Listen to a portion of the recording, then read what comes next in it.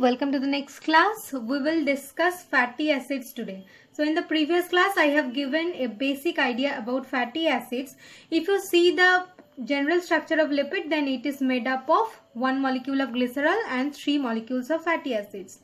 Now R bond COOH, this is the general formula of fatty acids where COOH is the functional group and R is the hydrocarbon chain, which determines the characteristics of fatty acids.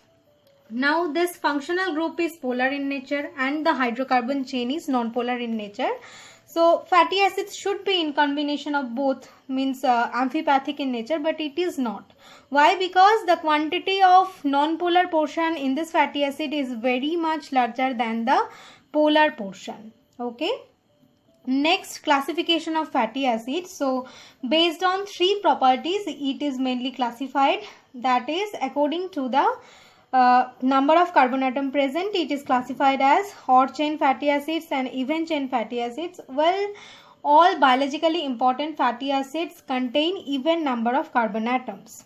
Next classification, according to the length of hydrocarbon chain, it is classified as short chain fatty acids which contain 2 to 4 number of carbon atoms, then medium chain fatty acids which contains 6 to 12 number of carbon atoms, then long chain fatty acids which contain 14 to 22 number of carbon atoms, then very long chain fatty acids which contains greater than equals to 24 carbon atoms.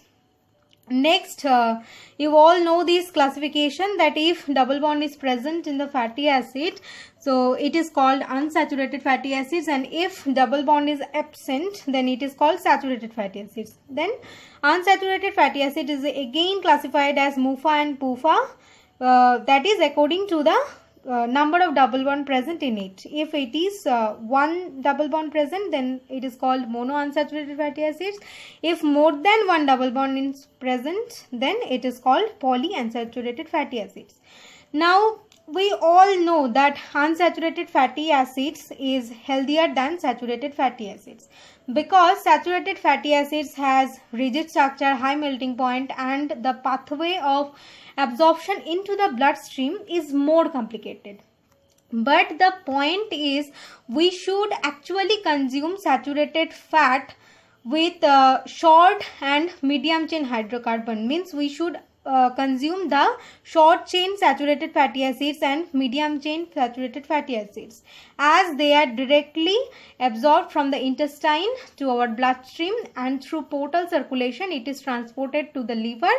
Then according to the body's requirement it is used for the production of energy. Not only that, so many researches shows you the health benefits of this fatty acids, like short chain fatty acids. Short chain saturated fatty acids is beneficial for your gut health, and it can protect you from inflammatory diseases or type 2 diabetes or obesity, heart disease. And medium chain short chain fatty acids which can decrease the level of triglyceride and bad cholesterol. But keep in mind that high intake of this saturated fatty acids can be converted to unwanted fat in your body and thus affect your health. But if the percentage of this saturated fatty acids is in between 7 to 10% of total fat intake in a day, then it is okay. Next, move on to the nomenclature of fatty acids. For doing the nomenclature, you just remember these points I have summarized. So according to IUPAC, saturated fatty acids end with the suffix anoic. Take an example, acetic acid, which is a short chain saturated fatty acid. So acetic acid is its common name and the systemic name is ethanoic acid. Now the naming of the fatty acids is dependent on the hydrocarbon from which it is derived. As acetic acid is derived from the hydrocarbon ethane, so the systemic name is ethanoic acid. Similarly, palmitic acid is derived from the hydrocarbon hexadecane, so the systemic name is hexadecanoic acid. Next point, the saturated fatty acids can be branched with CH3, means methyl group or hydroxy group. So in this case, what we will do that suppose this is palmitic acid and there is additional methyl group in that position 3, 7, 11 and 15.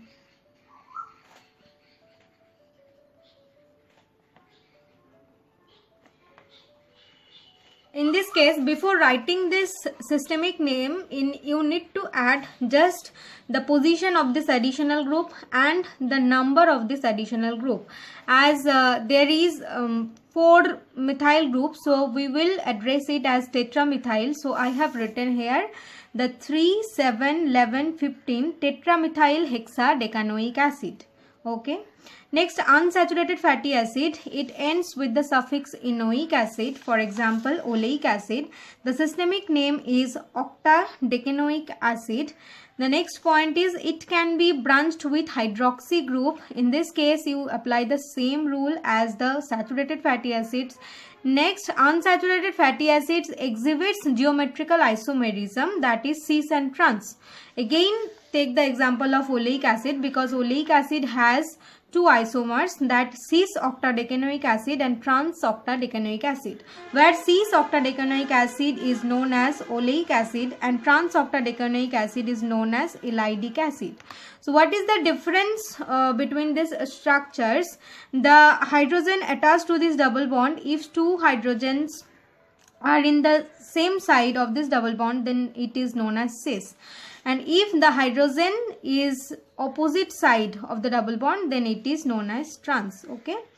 So next is shorthand representation of fatty acids. So for shorthand representation, you remember that type 1 rule is number of carbon atoms in the particular fatty acid, which is followed by the number of double bond in it. So I have written here 18:1. 18 because oleic acid contain 18 carbons, and 1 because oleic acid contain 1 double bond. Similarly, I have written here 16:0 because palmitic acid contains 16 carbons, and 0 because there is no double bond in palmitic acid. And this rule is applicable for both saturated and unsaturated fatty acids. Next rule is delta nomenclature and omega nomenclature. So for doing this nomenclature, you need to remember these 3 points, that the delta nomenclature always starts from the COOH group and omega nomenclature always starts from the CH3 group. So if we start numbering this carbon, then this is delta 1 carbon, this is delta 2 carbon, this is delta 3 carbon, and so on. Similarly, from this side, this is omega 1 carbon, this is omega 2 carbon, this is omega 3 carbon, and so on. So now the double bond is present in between 9 and 10. So whether it is delta nomenclature or it is omega nomenclature, for locating the double bond, we should take smaller number carbon. Example, as if the double bond is present in between 9 and 10, we will always take the number 9. So if we apply delta nomenclature here, then we will locate the double bond as delta to the power 9. This is the structure of oleic acid. So, and if we apply the omega nomenclature here, then this is omega 9 fatty acids, because this is omega 9 carbon and this is omega 10 carbon. Okay.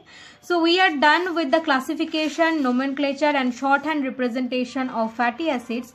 So before leaving the class, I have a question for you, that do you remember how propionic acid influences our metabolic processes? If you remember, without wasting time, put your answer in the comment section. And if you are following me from the lecture 1, then I am very much sure that you will answer it. Okay. We will continue with the essential fatty acid in the next class. Thank you.